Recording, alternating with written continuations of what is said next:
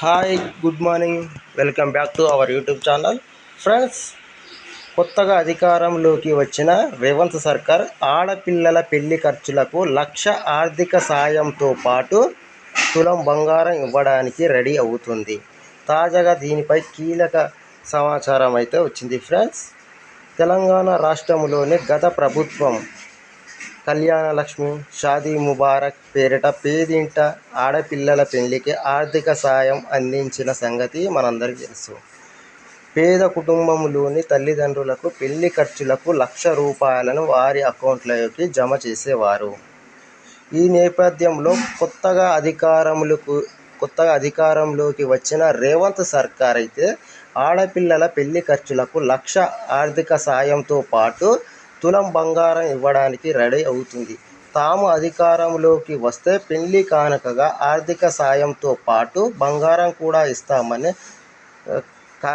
ఎన్నికల సమయంలో కాంగ్రెస్ పార్టీ అయితే చెప్పింది. ప్రస్తుతం ఆ దిశగా అడుగులేస్తుంది.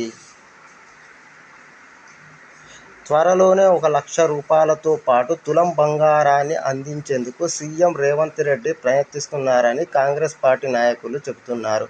అర్హులైన ప్రతి ఒక్కరికి ఈ పథకం కింద సాయం అందుతుందని, పేదల సంక్షేమం కోసం కాంగ్రెస్ ప్రభుత్వం పాటుపడుతుందని వాళ్ళైతే చెప్తున్నారు. ప్రస్తుతం ఈ పథకం అమలు, విధి విధానాల రూపకల్పన జరుగుతుంది కాంగ్రెస్ వర్గాలు చెబుతున్నాయి. ప్రజా సంక్షేమంపైనే పూర్తి ఫోకస్ పెట్టిన సీఎం రేవంత్ రెడ్డి గారైతే ఆడబిడ్డలకు ఈ వరం ఇవ్వడానికి సిద్ధమయ్యారు. మరో నెల రోజుల్లోనే ఈ పథకాన్ని అధికారికంగా ప్రకటించే అవకాశం ఉంది. అధికారంలోకి వచ్చిన వెంటనే మహిళలకు ఉచిత బస్సు సదుపాయంతో పాటు ఆరోగ్యశ్రీ లిమిట్ 5 లక్షల నుంచి 10 లక్షలకు పెంచారు. ప్రతి పేద కుటుంబానికి లబ్ధి చేకూరేలా ఈ నిర్ణయాలు తీసుకున్నారు సీఎం రేవంత్ రెడ్డి గారైతే. రీసెంట్గా గృహజ్యోతి పథకాన్ని అమలు చేసింది కాంగ్రెస్ సర్కార్.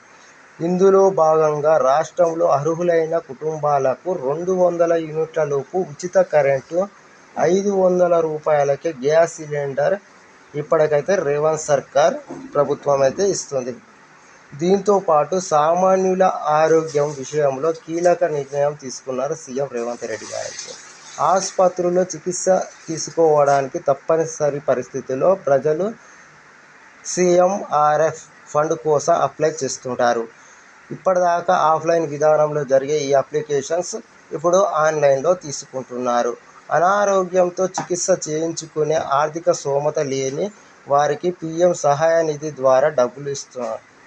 అయితే సీఎంఆర్ఎఫ్ నిధులు దారి మళ్లకుండా, ఎలాంటి అవకతవకలకు తావు లేకుండా పారదర్శకతతో ఈ డబ్బు అందించేలా ఆన్లైన్ విధానానికి సీఎం రేవంత్ సర్కార్ అయితే ఒక నిర్ణయం అయితే తీసుకోవడం అయితే జరిగింది. మొదటిసారి మన ఛానల్ని చూస్తున్న వారైతే సబ్స్క్రైబ్ చేసుకోండి ఫ్రెండ్స్. అలాగే మన వీడియోను లైక్ చేయండి.